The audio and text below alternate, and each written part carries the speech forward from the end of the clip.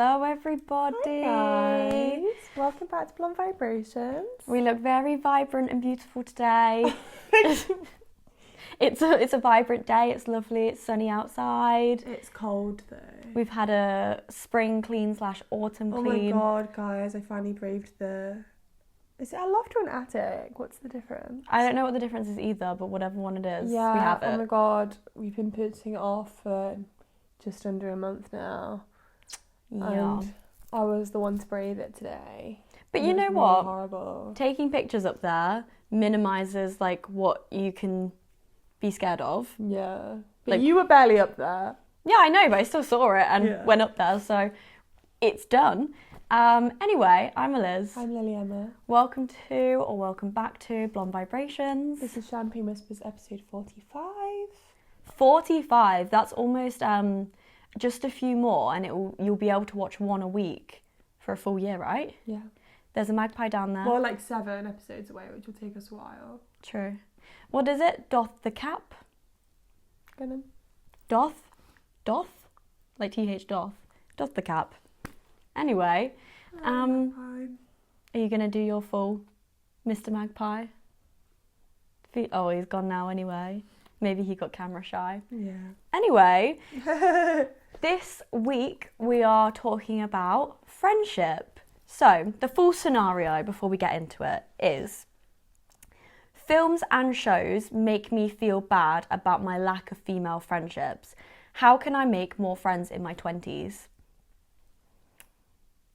Moment of silence for that person. And so many people that go through this. Yeah. Like us included at times. Obviously we are lucky to have each other, so we will never lack a real female friendship. But you do go through times where you think, how can I even make friends? Like, how can I do this? Yeah. I would like to say that from the first point being that films and shows are making you feel like this, that a lot of films and shows just aren't realistic. Yeah, I said this. So the example that I used is actually like the first season of Sex and the City. I feel like every episode you were introduced to this new friend of Carrie's that she had for a specific reason.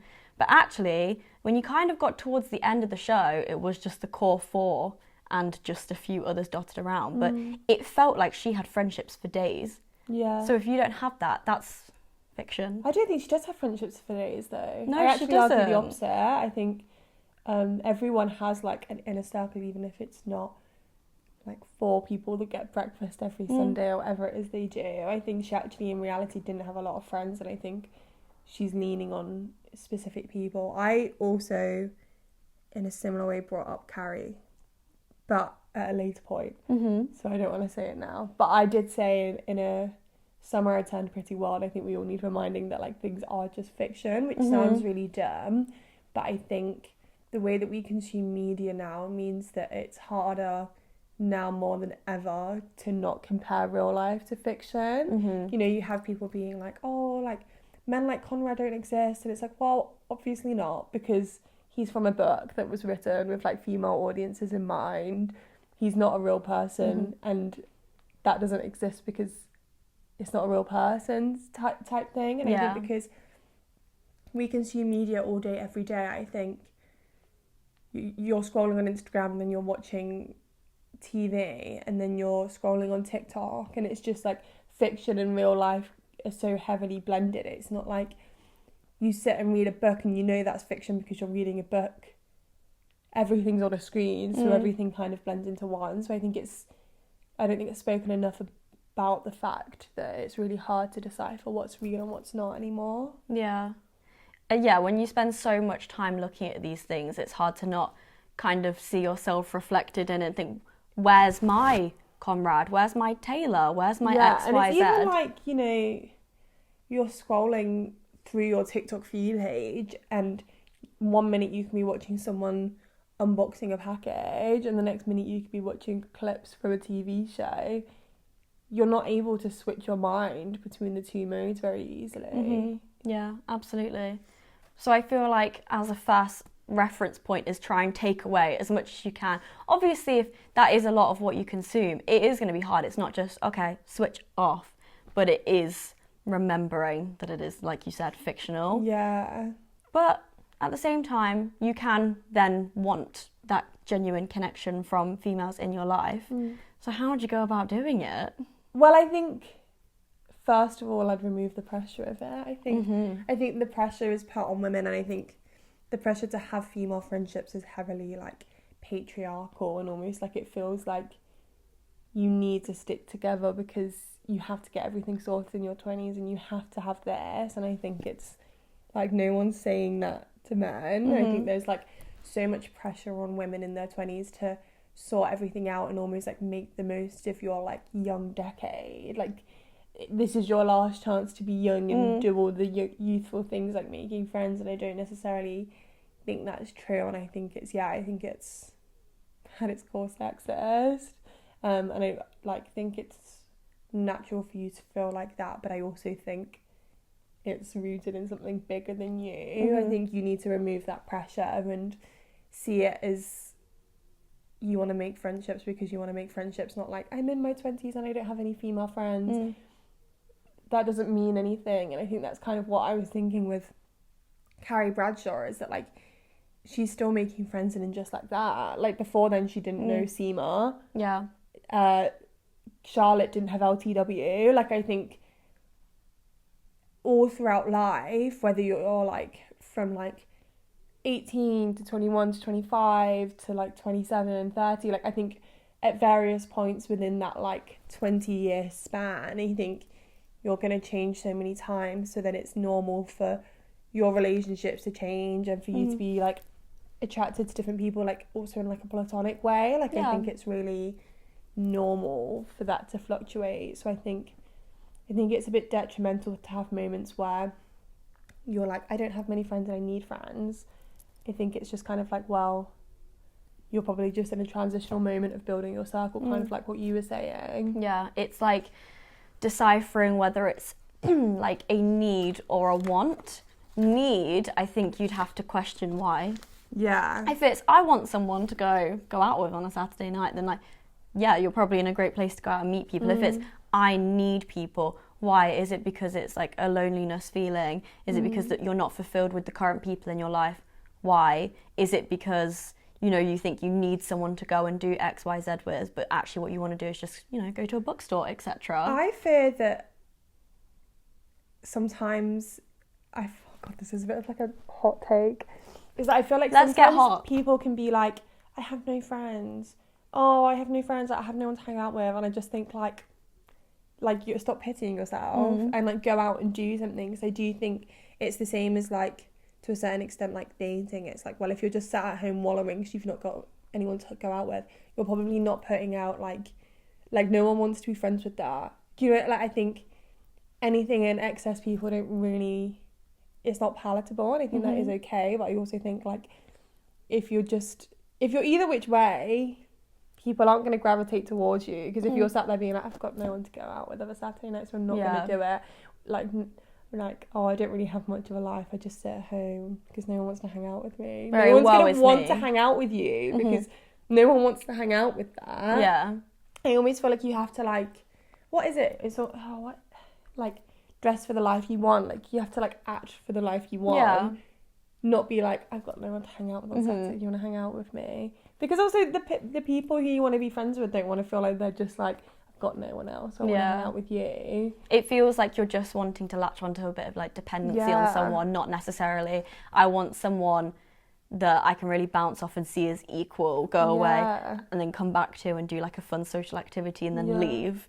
I'm so glad that you said it's kind of like dating, because like when I was writing my notes I realised how much of this advice is the same. It's almost pulled from that dating pool to the friendship pool, because at the end of the day you're still looking out for connection, someone that you're compatible with. So you probably have, you know, a list of criteria that you would also take to a potential friend that is the same, not entirely the same, but a big overlap with someone that you'd be looking for a relationship.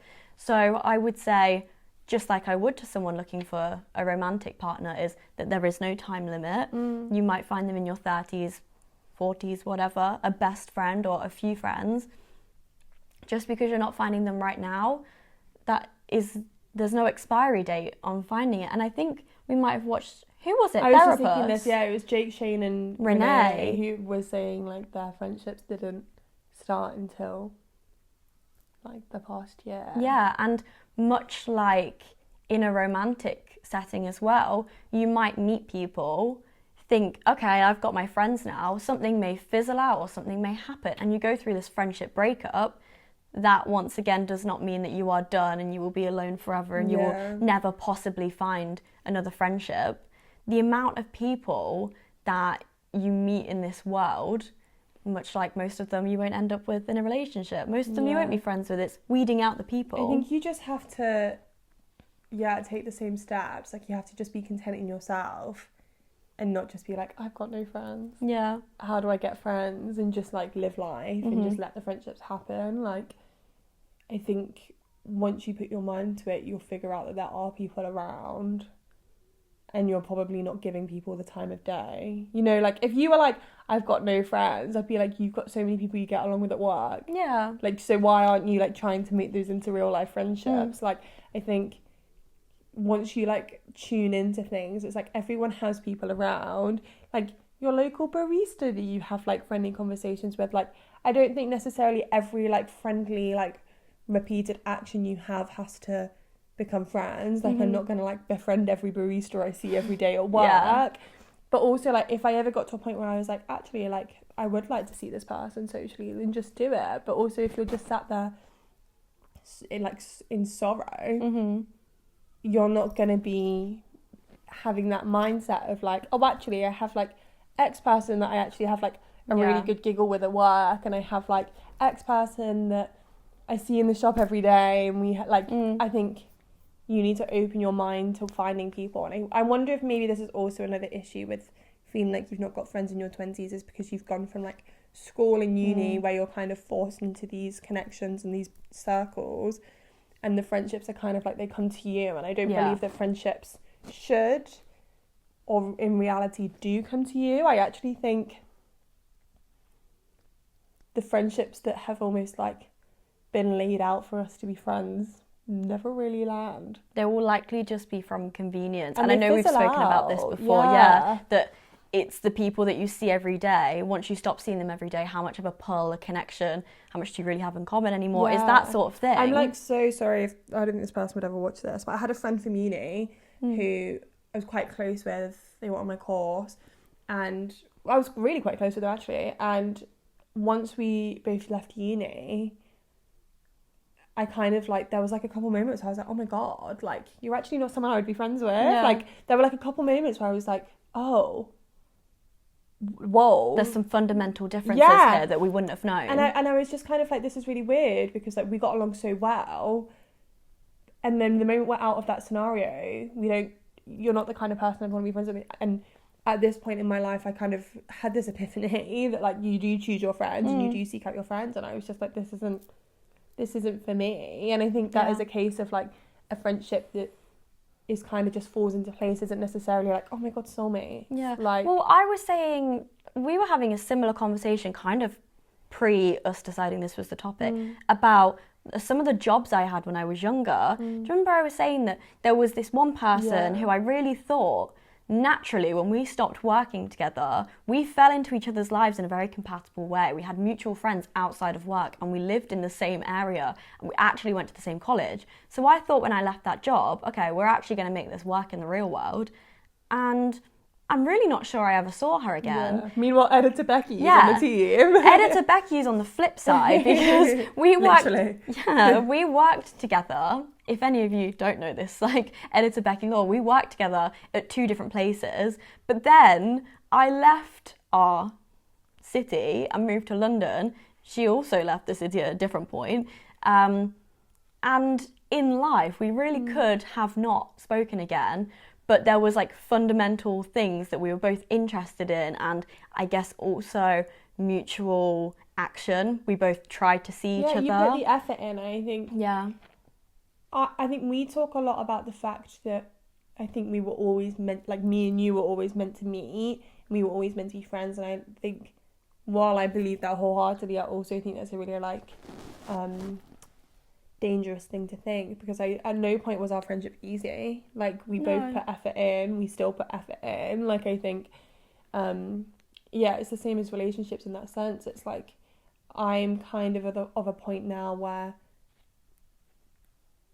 like, I don't need to speak to my friends all day, every day. As long as I see them now and then, and we both make effort to see each other, then that's kind of that. Yeah. And I think things go in ebbs and flows, and I think sometimes I won't make as much of an effort with a friend, and sometimes they won't. And I think I believe that we'll always find our way back to each other, whereas I feel like sometimes the friendships that feel like they just happen because they happen, and we just like are around at the same time, so we hang out. That's when you get in the risk of having like friendships that aren't the deep female friendships that you are seeing in film and TV, and then that's why you're like, why aren't I having friendships like I don't know, I can't even think of a fictional friendship right now. Like Rachel and Monica? Yeah, like, why aren't I having a friendship like that? And it's like, well, are you like watering your friendship plant? Yeah, like, well, actually, they're a really good example of they were friends when they were younger, and then they were not because they were entirely different people. And then the world had a weird way of bringing them back together.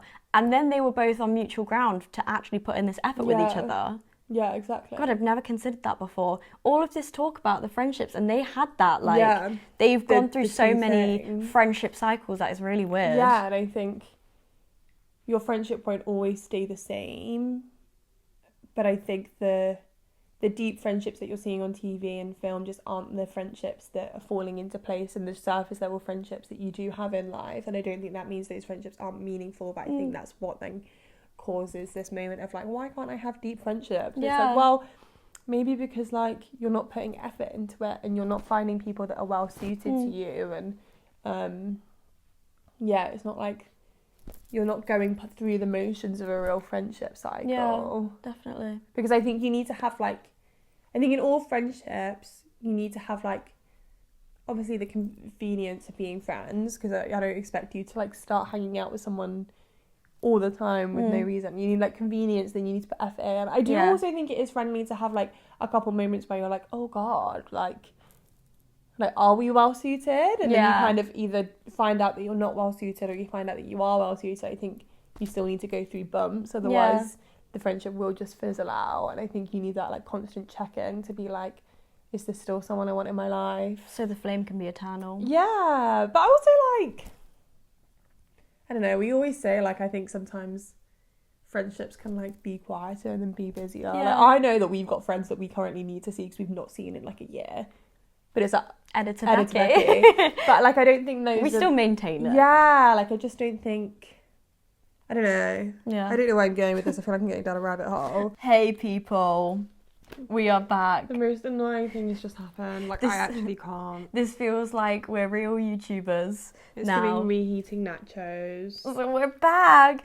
We lost the last little bit of the footage. A third of the episode. So we're going to redo it, and we'll just see how far this gets us. If it feels inauthentic, it's not because the advice we're giving is inauthentic. It's because we're basing it off an entire list of everything that we said, because we just had to go and listen to ourselves speak for 15 minutes. It's a good exercise. It's horrible, considering I already edit reels. I've now had to listen to an extra 20 minutes of us talking. It'll be okay. We could still do this. So where we left off, it was actually a great point. We were kind of moving into the actual advice giving of what you can do now section. So I'll go ahead and start. And it's actually a great opportunity to kind of take back what I said a little bit. Like, this is great. So I always said that just like in dating, you have to seek out opportunity for yourself. And I started kind of going into the idea of like Bumble Friend and how there was a lot of like pressure with it. But I do want to say, to start with, maybe give it a go. Go on. I've not heard negative things about Bumble Friend, so I was surprised to hear that people have been saying negative things. But I also do just think Gen Z's relationship with relationships is really unhealthy. So I think, I'm pleased to hear that's being taken back. Well, I still want my point to stand that I've seen a lot of people kind of getting increasingly, I guess, burnt out with not just Bumble Friend as the specific app, but kind of going to speed friendship meeting things. And but it's because you're forcing it, which is exactly what we were saying at the beginning. Yeah, going to somewhere just to seek out a friendship, and then you're going there and you're seeing this small limited pool of people and thinking like, why are we not compatible? And it's kind of like, you know, going on like normal Hinge and things like that. It's those small people when you're not making that connection with them straight away, it's like, well, now what? But I think maybe try and find the mode of, I guess, seeking connection that you want to start with, whether it is on an app or if it's in real life. I'm not saying, you know, start walking up to people just trying to shake their hand and say, go on, like, the apps don't work for me, so I have to give it a go. But I think, like, it's be open-minded with finding people where you don't think you would find people. Yeah. Like what I hope has already been said, but they say, like, if you have friendly chats with your barista or your local, like, retail assistant. Yeah, it's like going out to the bookstore, going to the concert on your own or with other people that you kind of already know, and just taking a chance and seeing the common interest there already. Of course, you might actually find that online with the apps as well, because you might find that, you know, everything they're ticking off is exactly what you would want to tick off as well, and it might work great. But remove that if that's not your preferred method. Yeah, I think there's a lot of power in just asking to hang out with people and just kind of putting yourself out there. As with anything, I think, you know, most of our adult friendships that we have that have started in our adulthood, that we still have literally just been like, this was really fun. Should we get a drink sometime? And I think it's being really open. I think as I'm expanding our circle and as I'm meeting different types of people and figuring out what works for me, I feel like the like empty suggestions of, oh, we should do this, we should do that, it kind of doesn't mean anything to me. I'm kind of the opinion of, if you want to be friends, be friends. Yeah. If you don't want to put the energy into it, let's not bother. Like, let's not have the conversation of, oh, there's this really cool restaurant, like, we should do it someday. Okay. Yeah. Waste of breath. Like, make the plan. It's also like that goes two ways. Like, you can turn around and be like, yeah, let me know when you're free. But like, my point stands. Yeah. I think it's also like, you don't have to go into every interaction with someone thinking like, they need to become my best friend. Like, this is going to happen. We're going to be like absolutely ride or die after this. It's no, maybe actually you had a one-off conversation with someone and they were like, I really want to try the banana bread matcha at Blank Street. So you go and have the banana bread Blank Street matcha, and then you kind of might not talk for a bit. And then when the next seasonal drink comes out, you might think, actually, it's nice to have a good chat every so often. So yeah, they are a friend. But everyone made fun of me. I went to a conference a couple months ago and I made friends with a couple girls, and we hung out one evening, and I got home and everyone was like, so who are they? And I said, and they were like, oh, like, are you gonna like see them? Have you got them on Instagram? And I was like, no, I have no contact details with these people. And I was like, well, one of them's about to start some sort of position at my uni, so if I see her, I'll see her and we'll do something. And I was just kind of like, I'm just gonna let life take its course, because it's like, realistically, what I don't need is another person on Instagram that like, I'm just sometimes like, oh, it would be good to see you, or like, oh, if we cross paths again, we cross paths again. But I'm not going to put pressure on it just because we were all alone at a conference and we hung out. I don't think that, in the same vein as like, you need to put yourself out there and make friends, I also think don't force it, and don't like feel like every person you ever meet has got to be your diehard friend and you've got to meet them once a month and you have to try every Blank Street special. It's just let it take its own course, whichever way that is. Yeah, similar thing with me actually. This is like really, I don't know where this has come from in my head, but I met this girl at this Sony event I went to, and she was so nice. Like, we really got along for the specific context that we were in. And it's like, if I saw her again, and I can't remember her name now actually, but if I ever saw her again, it would be great vibes. But like, I don't feel the need to then go out and like try and seek to bring her into every situation ever, because that's like kind of what we always go back to on the podcast, is having friends for different things. So it's, I guess, kind of figuring out as well whether you want friends for circumstances or your best friend, because you can't assume that every person you meet is going to be your best friend. Something I was thinking about as well, and feel free to interrupt me if you've got something else, but I was thinking about the taxi light theory, which is obviously a like theory that's typically used for relationships on like when the time's right and you're open to finding new connections, you find new connections. I think you can really apply that to real life friendships. I think again, in a similar way of us being like, if you're just sat at home feeling sorry for yourself, being like, I've got no friends, that's not really a green light for people to make friends with you, because people don't want that energy. So I think if you put out the energy that like you want to make new friends and you're open to new friendships, then the friendships will come. I don't think we always had that. I think we got very settled in, it's me and you and we're just going to do everything together. I don't need another friend. Anything I would do with that friend I would just do with you. And I think that's kind of like, I can put my hands on, you know, that's a very unhealthy way to have a friendship, even like a best friendship. And I think the moment that we became aware of that and realised that wasn't the healthiest way to build friendships, I think we became more approachable, and I think people now speak to us and see us as like separate entities that they want to be friends with, rather than like the whole collective deal. And like that's really intimidating. How do you even begin to befriend a unit like that? I think maybe we were orange light. I don't know if we were truly red, because we'd go to things and we'd love to talk to people. Like we even went to some like networking events and stuff, but we were definitely not green. No, I think it took a very like strong-willed person to befriend us. Yeah. And they do exist, and we did make friends from that. But I do think if you feel like you don't have friends, it might be because you're not putting out the aura that you want to make friends. Like I think all of the friends that we've made in the past 6 months to a year, it's because those people have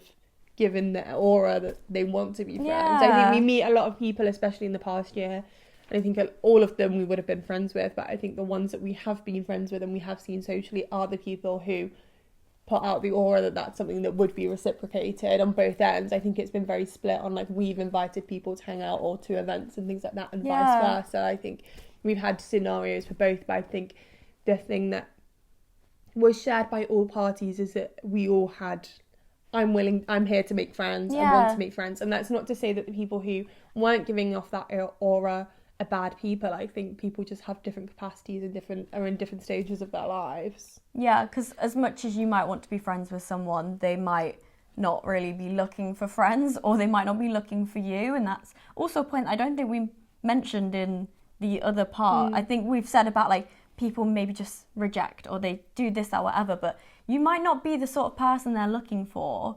And that is okay, because once again, it goes back to the whole dating thing is, whilst you might not find everyone compatible, you might not be compatible with someone else. And it might just take trying, failing, and psyching yourself back up to try again with someone else to really start making those connections that are going to last. Because you wouldn't want them to be like, yeah, we're friends, but I'm going to try and avoid you at every place, and I'm not really going to invite you to anything, because I don't know, I guess we're not really friends like that. I think what comes with the idea of this TV film female friendships like image is this idea of really deep, meaningful friendships that are perfect all the time. And I think something that I've learned, I think as you like grow up and you figure out your relationship types in like every sense, I think is like the importance of leniency and understanding that there are different friendships for different things, and also friendships can come in flows. And I think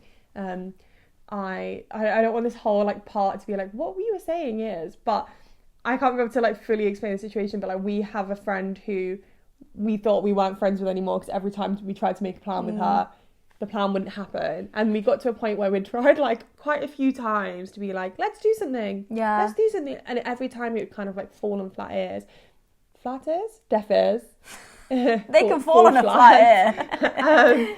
And I think we got to a point where we were like, well, if she doesn't want to be friends with us, then we just won't be friends with her, and that's fine. Yeah. And then we saw her a couple times, and everything was as it used to be, and we were still friends. And it was just the case that it was just a really busy time. It felt like, oh, well, we're the problem. We kind of parasocialed what we thought she was thinking about us. Yeah. Really, and not in a bad way. She maybe wasn't thinking about us. No. Which is okay. It's fine. Exactly. And I just think it's really important to be lenient with your friendships, both in terms of understanding that there will be times where you see this person every week, and understanding that there will be times where I've like my closest and oldest friend, she might be watching this, I don't know, has just left for travelling for 6 months, and I didn't really see her before she left. And that is my oldest friend. And, you know, there's no point beating yourself up about it, because it's just like friendships are like that. You need to be lenient with both the other person and yourself, because it's like sometimes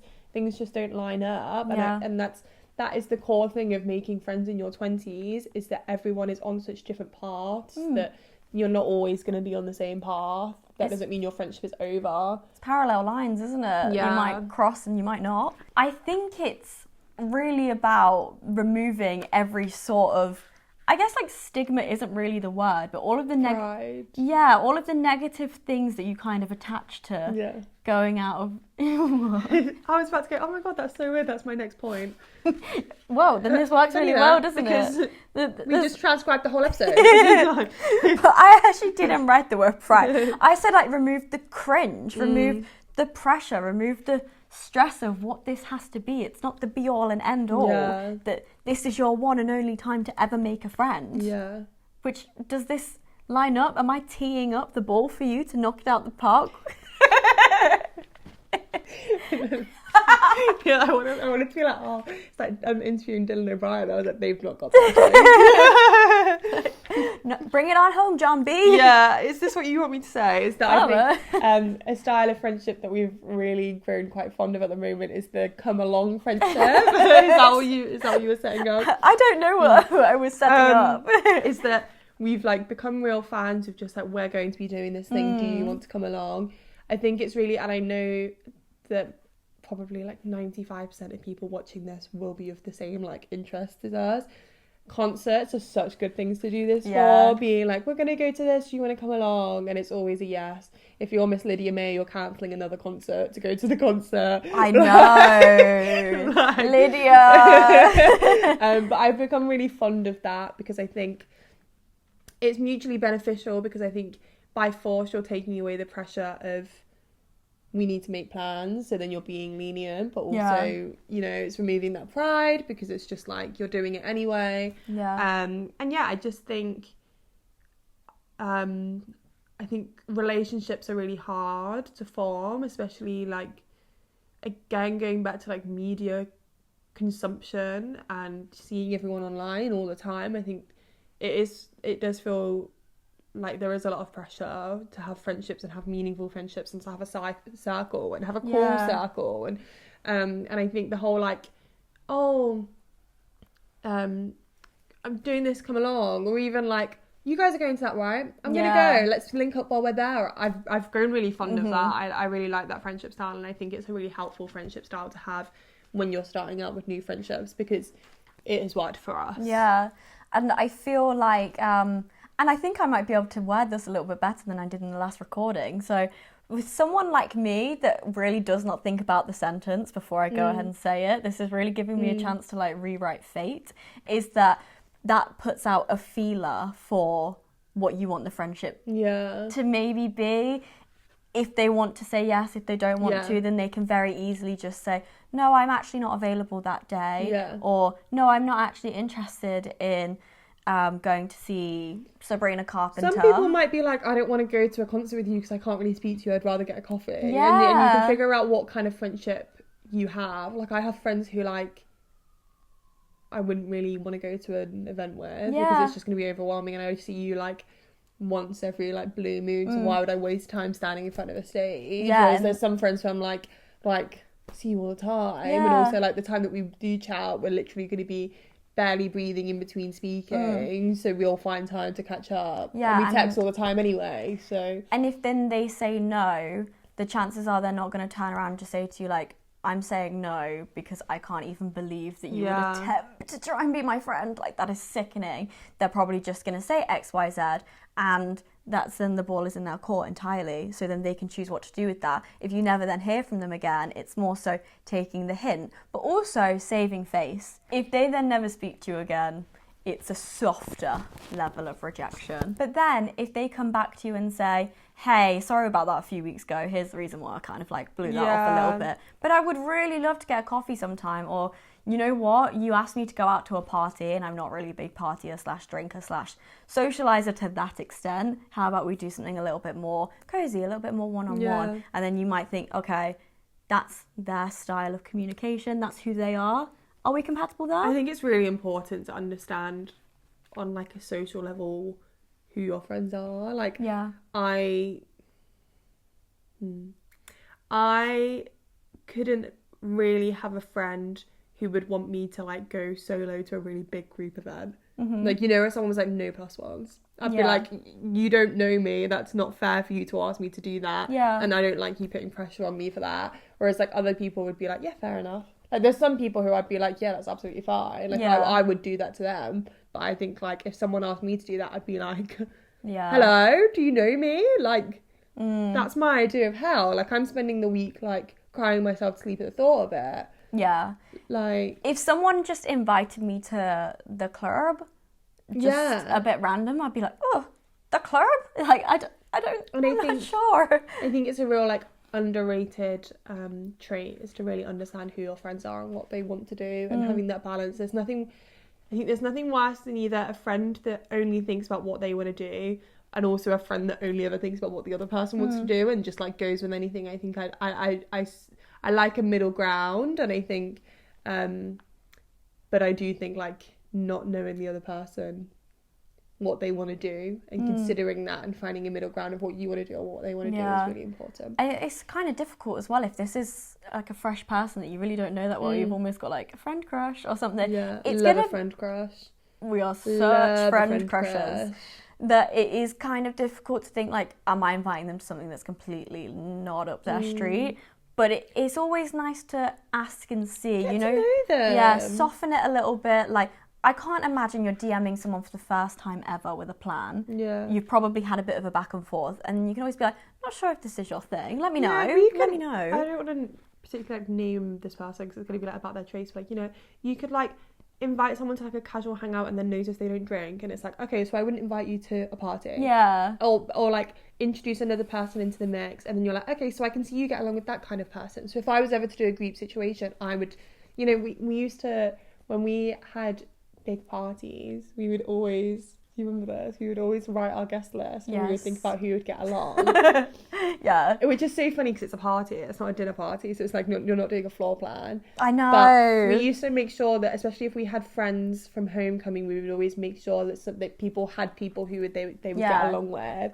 And I think you lose touch of it a bit when you're not doing guest lists. But I think it is an important thing to know is that like, oh, I think these people would be really compatible, so I think they should meet. Yeah. And I think that's a real like that's a really nice trait to almost like learn to have, is understand what someone wants to do and who they would want to be around. I forgot we did that. We would literally like categorize them off. Yeah. And be like, they have this to talk about because they've got this mutual thing, or they're both studying something like this. Well, it's like an age-old thing is that our old housemate used to be really good at introducing people to other people. Like, I think we've said this on the podcast before, but she'd always be like, so this is Eliz, and actually like, you guys would really get along because you both like Lana Del Rey. Yeah. And she would just be so Yeah. good at that. This sidetrack. But also a good trait to have because that's how you can start building connections. Yeah. So I actually maybe think is my final point that I didn't say before, but I'm kind of like subbing myself in a little bit, is like rely on your other connections in your network. Because if you're friends with them and they're friends with someone else, chances are you and this other party are probably not entire opposites. And it's not Yeah. saying leech off all your friends' friends, but like Yeah. use the fact that you're all kind of compatible in a way. If you were like, I think you'd get along with this person, yeah, I Yeah. probably believe you, so I would go and meet them because Yeah. why would you say that? You know me and you know them. You're not Yeah. going to put me with someone that is entirely opposite. Yeah, I agree. I like Yeah. that closing point. I don't want to add one because I like that. Cool. Well, then I think we've done it. Thanks for watching, guys. Wow. I'm really glad you could watch us after the video cut out. I really hope so. If you want more from us, you can go to our website www.bombvibrations.co.uk, where you can find reviews and articles and lots of other fun stuff. Yes. You can follow us on Instagram, which is blonde_vibrations. You got our TikTok, Blonde Vibrations, wherever you're watching, listening. Thumbs up, 5-star review, follow, subscribe, share. Most platforms should have a comment feature, so maybe leave us a comment saying the most fun way that you've made a friend. Send it to someone you want to be friends with. Yeah. You know what I'd love to do one day, and I bet you could do this, is compliment someone's outfit and be like, do you know Instagram? Let's be friends.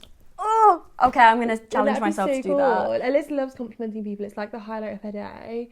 Love it. You know, you'll be walking somewhere with her and all of a sudden she'll just feline and you'll be like, where's Eliz gone? And she's gone, I just wanted to say I love your shoes. And she'll...